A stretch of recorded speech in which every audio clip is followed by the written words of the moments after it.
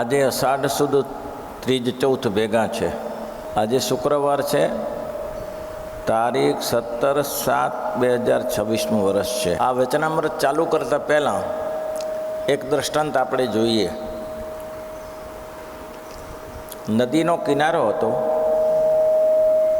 નદી કિનારે એક મહાત્માજી આશ્રમ બાંધીને રહેતા હતા. એ અમૃત જે જપ જગ્ન જે કરતા હશે. દરરોજ ગંગામાં સ્નાન કરવા જાય. એને સામે કિનારે એક નર્તકી એટલે એક વેશ્યાનો આશ્રમ હતો. એ દરરોજ જોયા કરે. એ સાધુ હતો, એ જોયા કરે. એના મનમાં એવો વિચાર આવે, આ ખોટા ભગવા પહેર્યા. ઘણીવાર આવા વિચાર આવે, ભગવા પહેર્યા, ખોટા પહેર્યા. આ સ્ત્રી કંઈ પુરુષોને સેવે છે તો એ શું ફેર પડે છે? અને આપણે ઝૂંપડીમાં બેઠા નવરો તપ કરીએ છીએ તો આપણે શું? એને એવા વિચારો કાયમી આવ્યા કરે છે. વર્ષો વીતી ગયા ભાઈ. આવા જ વિચારો આવે કે જુઓ કેટલા પુરુષોની સાથે મોજ મજા માણે છે અને આ ઝૂંપડીમાં બેઠા ટાટા રોટલા ખાઈને પડ્યા રહીએ છીએ. તો પહેલી બાજુ સ્ત્રી છે એ આ દરરોજને સ્નાન કરવા આવા જુએ છે એટલે એના મનમાં વિચાર આવે છે, હા હું ક્યાં પાપીણી, કેવા પાપ કર્મ કરું છું, કેવા ઘોર પાપમાં લિપટાયેલી છું. અને આ સંન્યાસી જુઓ કેવું આરાધનામાં મસ્ત રહે છે. એ સાધુ અલગ અલગ પુરુષોને સેવીને મારું જીવન બરબાદ કરું છું. જ્યાં સુધી જીવી ત્યાં સુધી એને સાધુના વિચાર આવ્યા કે સાધુ કેવા સરસ ભજન કરે છે, તપ કરે છે, સત્સંગ કરાવે છે, અને હું તો નારકી છું, મારું નરકમય ઠેકાણું નહીં. અખંડ સાધુનું ચિંતન કર્યા કરે. એ સાધુ કેટલા ભલા છે. અને આ જે સાધુ છે એ તે નર્તિકાનું ચિંતન કર્યા કરે. અહીં લખ્યું કર્મણીય અધિકારસ્તે મા ફલેષુ કદાચન. એ ગીતા વાક્યને સામેનો આ શબ્દ છે. એમાં લખ્યું છે કર્મણીય અધિકારસ છે. કર્મ કરે છે માણસનો અધિકાર છે, ફળની અપેક્ષા રાખવી નહીં. આના સામે શ્લોક છે કર્મ કેવું કરવું. એમ કર્મ તો તમે કરો જ છો, પણ કર્મ કેવું કરવું? નરકમાં નાખે એવું કરો છો કે સ્વર્ગમાં જાય એવું કરો છો? હા, બંને જણા કર્મ તો કરે જ છે ને. સંન્યાસી બી એનું જે જપ તપ કરતો હશે, કર્યા કરતો હશે, અને ગંગામાં સ્નાન કરવા જાય છે, પણ પેલી સ્ત્રીનું ચિંતન કર્યા કરે છે. જો અને કેવી મોજ માણે છે. અને આપણે કેવા અહીંયા ભરાઈ બેઠા છે. સ્ત્રીએ કર્મ કરે છે, અનેક પુરુષોનું સેવન કરે છે, પણ સાથે સાથે એ પણ ચિંતન પણ કરે છે કે હું કમભાગી છું, હું લંપટ છું, મારું નરકમય ઠેકાણું ન પડે. પેલો સાધુ જુઓ કેવું સરસ ભજન કરે છે. હવે બેનું મૃત્યુ એક જ દિવસે થયું પાછું. એ સંન્યાસીનું ને તે નર્તિકાનું મૃત્યુ એક જ દિવસે થયું.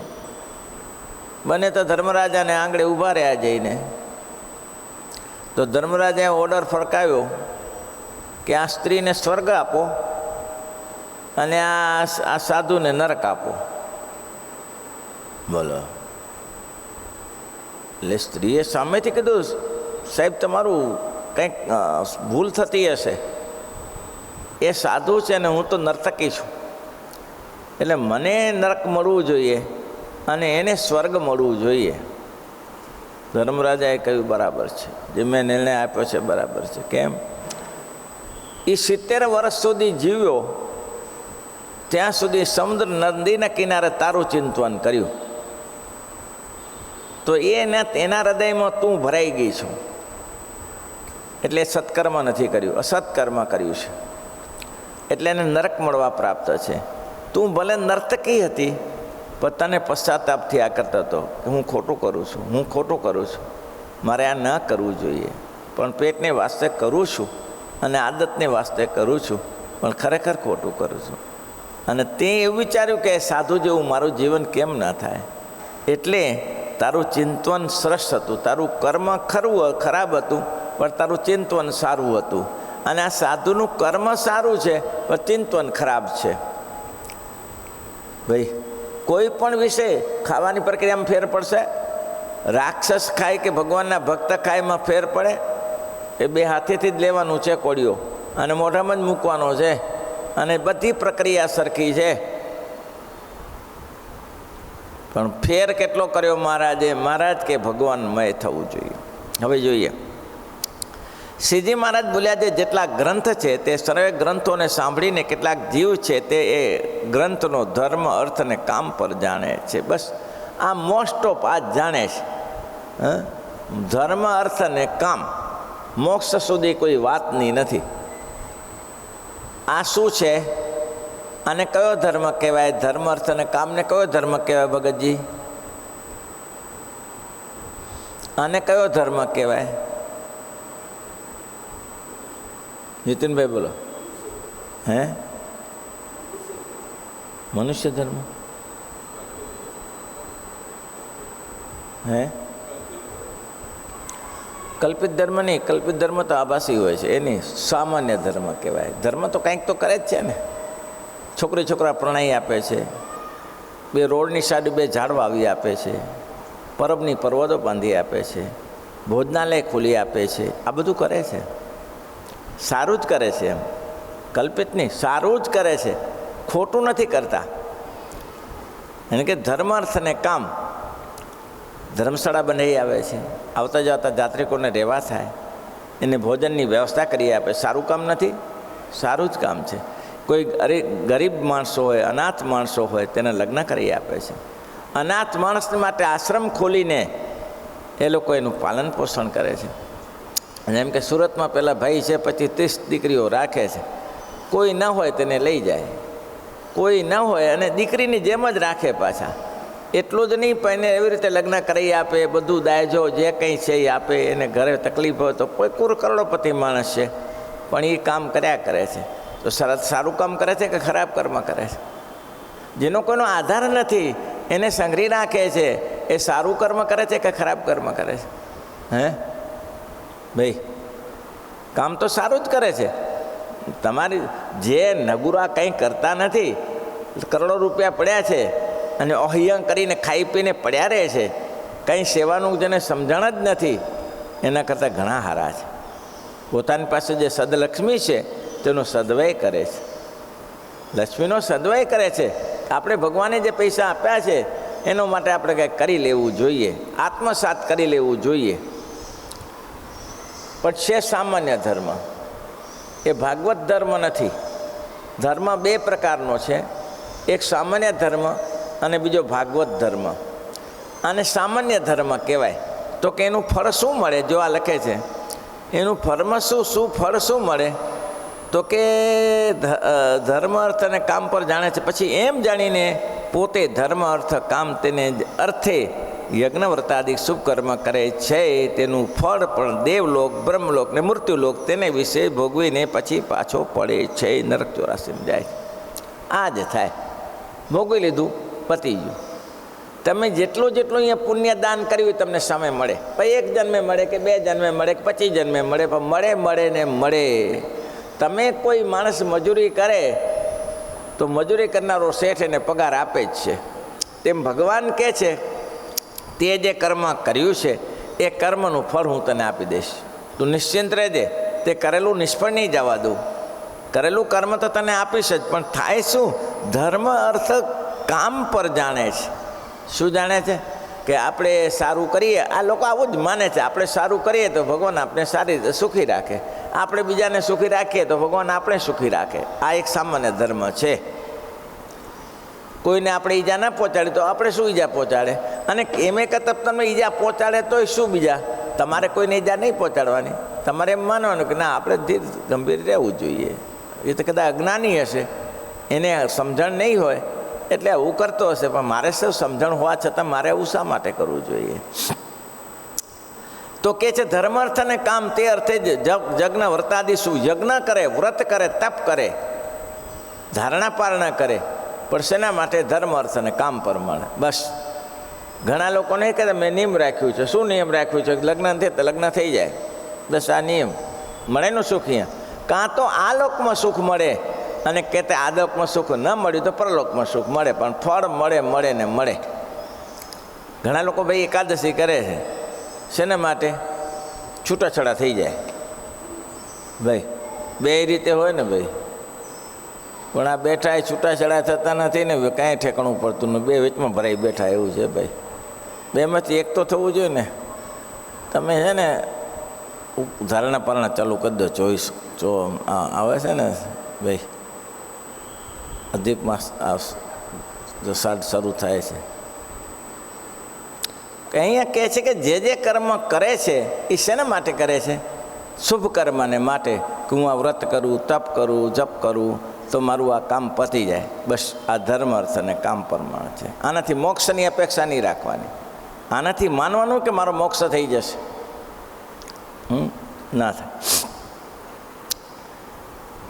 મોક્ષ માટે તો પેલી મૂડી દોષી ગામ તો ભૂલાઈ ગયું, મરવા પડેલી 98 વર્ષની ઉંમર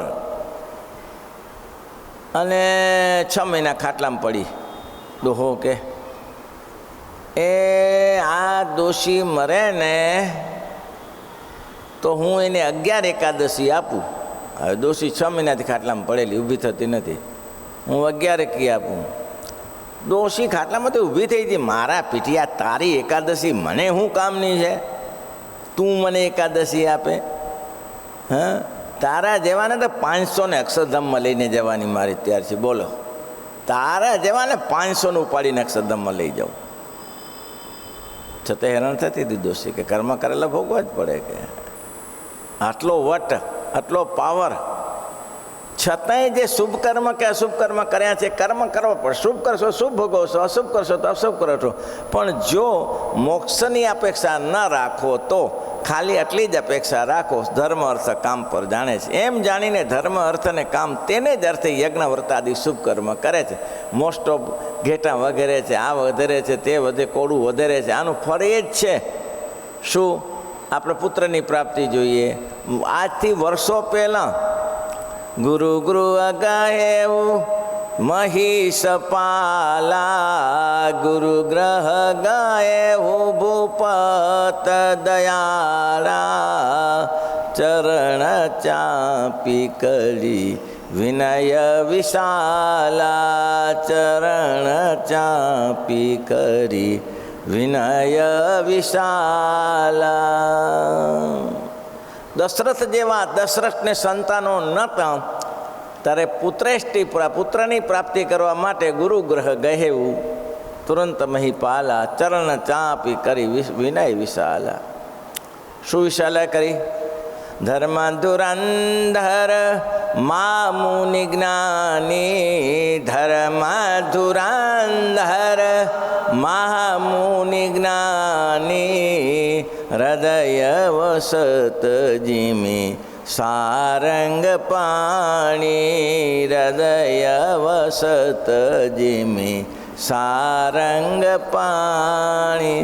તોય આ અપેક્ષા રહી જાય છે. ભગવાનના ભક્ત હોય છે તેને પણ અપેક્ષા રહી જાય. પુત્રેષ્ટિની મારી વારસાનું શું? મારા વારસામાં શું થશે? તો ઘણા ઘણાના વારસા તૂટી ગયા અને ઘણા ઘણાના વારસા ચાલુ થયા. આ સમાજમાં ક્યાં કોઈનું બંધ રહે છે? રહે છે ભાઈ? બંધ રહે છે?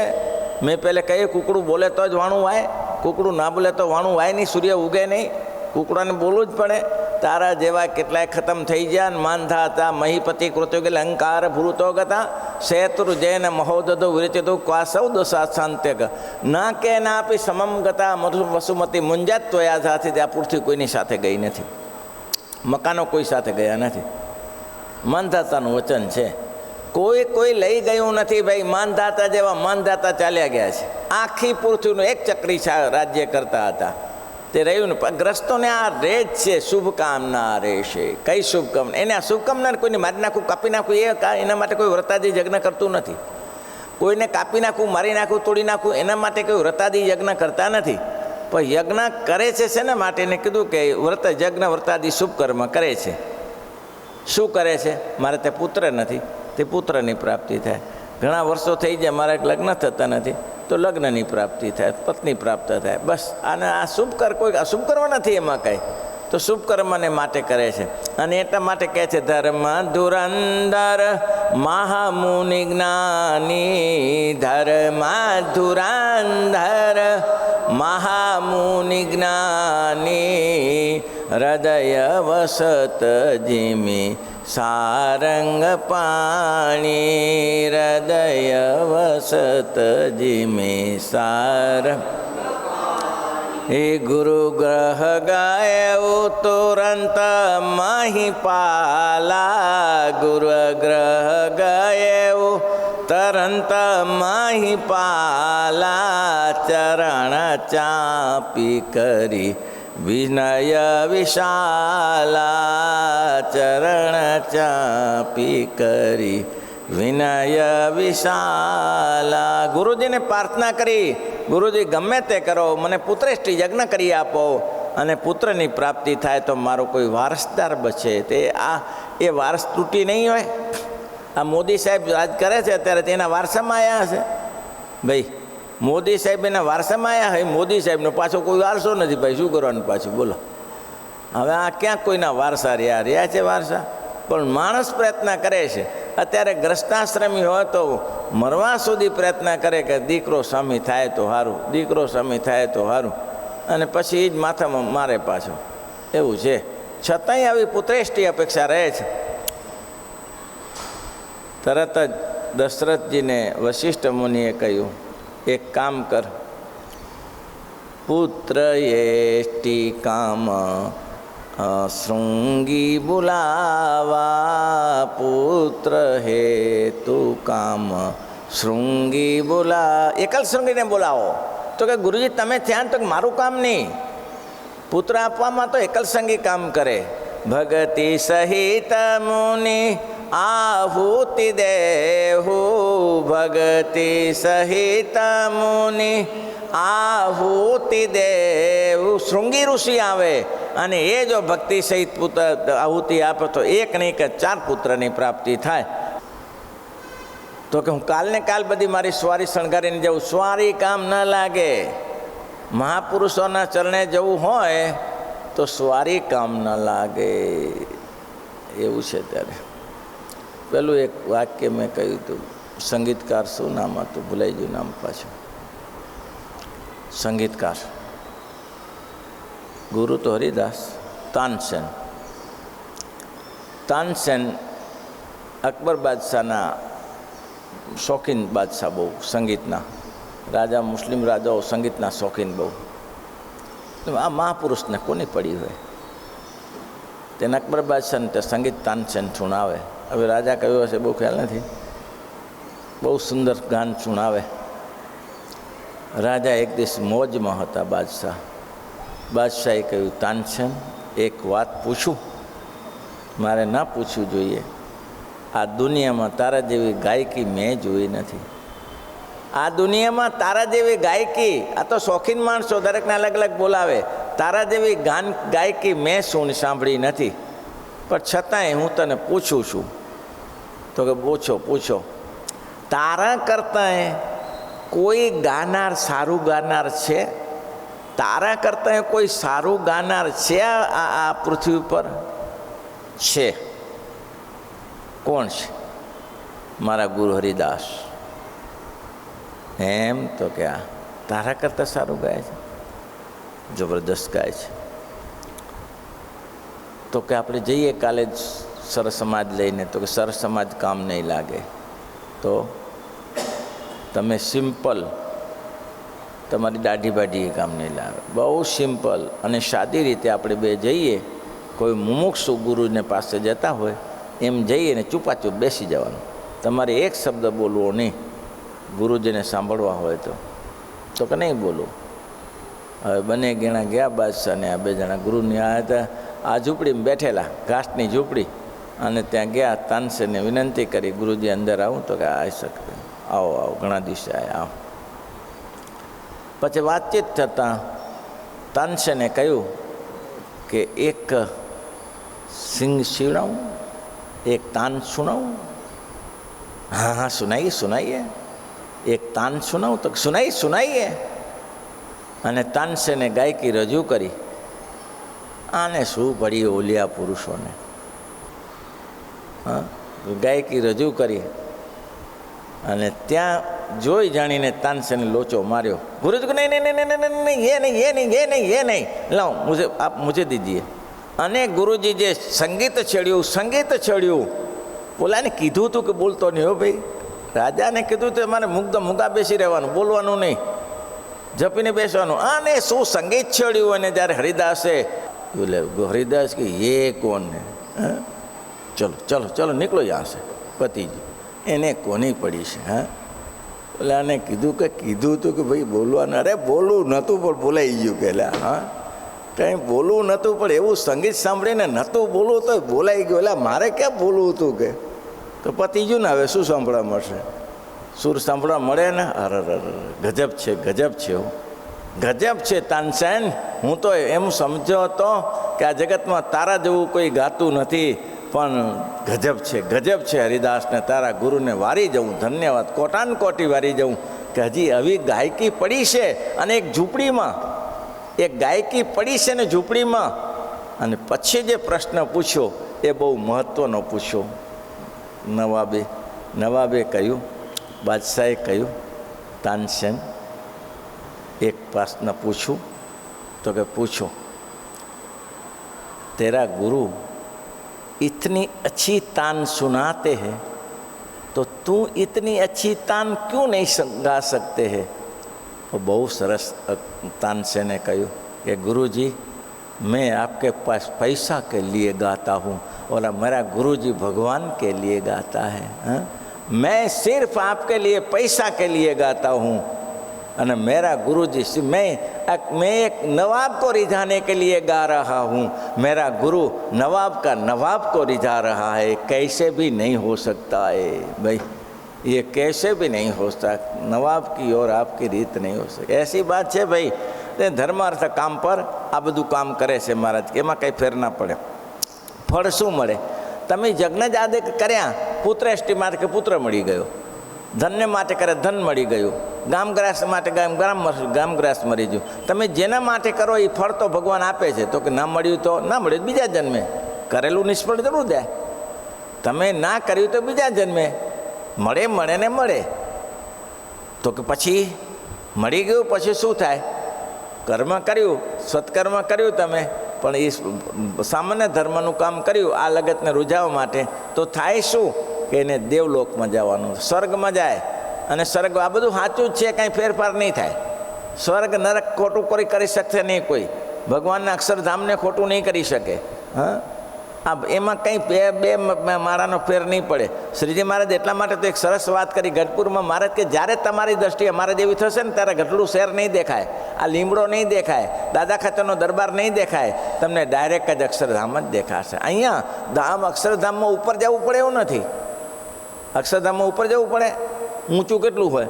મહારાજે પોતે લખ્યું, અક્ષરધામ આગે અબજજો જાન, અક્ષરધામ આગે અબજજો જાન, પાંખો વિના સીધ પહોંચશે.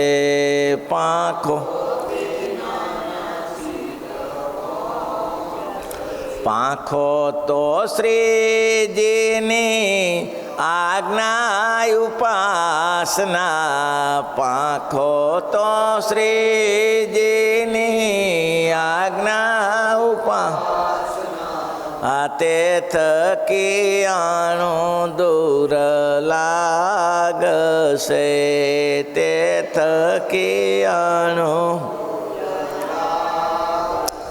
પાંખો તો શ્રીજીની આજ્ઞાની ઉપાસના બે જ છે, અને એના થકી અણુ દૂર લાગશે. અહીંયા બેઠે બેઠે જ અક્ષરધામની પ્રાપ્તિ થશે. આ સામાન્ય મેં વાત દેવકરણભાઈની વાત કરી હતી, કડીવાળા રાજપુરવાળા. એ જતા હતા તે મહારાજ ત્યાંથી નીકળ્યા રથ લઈને. એટલે મહારાજે કહ્યું કે દેવકરણભાઈ, અરે મહારાજ તમે? તો કે હા હા ખાલી છે, પાછળ બેસવું છે. મહારાજ હા બેસી જાઓ. મહારાજ જોડે બેસવા મળે કોણ ને? બેસી ગયા. અને આગળ જઈને કંઈક કડીમાં કંઈક માથે ત્યાંથી લગભગ 20 ગાઉં જઈને તો રથ ઊભો રાખ્યો, અને રથ મહારાજે મકાનમાં ઊભો રાખ્યો જઈને. ત્યારે મકાન દિવાલ બેલો કાંઈ નથી. મારા દેવકરણે ઉતરી જાય અહીંયા. હવે હું એક બેનને લેવા જાઉં છું, બેનને લઈને પાછો વળું ને ત્યારે લેતો જાઉં પાછો, ત્યારે મુક્તને લેવા જાઉં. પેલો નીચે ઉતરી ગયો, જેવો રથ ગયો દિવાલો બંધ, પૂરાઈ ગયો દુકાનમાં. આ એની જ દુકાન હતી, જે વાણિયાની પત્ની મરી ગઈ એની જ દુકાન હતી. આ પૂરાઈ ગયો અંદર. પેલો કપણ લેવા આવ્યો, એ સત્સંગી જતો કે લ્યા અંદર ક્યાંથી પૂરાયા? અરે મેલ ભાઈ વાત બધી શું મેલ વાત, અંદર આવ્યા ક્યાંથી તમે? આગળ તોડ્યું પડ્યું તો છે ને કંઈ આજુબાજુથી? અરે તોડ્યા ફોડ્યાની ક્યાં વાત કરે છે? સ્વામિનારાયણ ભગવાન કોઈની પત્નીને લેવા માટે ગયા અને એની મને અહીંયા ઉતારતા ગયા છે. હવે એ ગયા ત્યાં સુધી તો કંઈ બધું કંઈ હતું નહીં ને, ગયા પછી આ બધું બંધ થઈ ગયું. તો મારા વાણીઓ કે હવે લે નીકળ બહાર, તારે મારી જ પત્ની મરી ગઈ છે, હું ખપણ લેવા આવ્યો છું.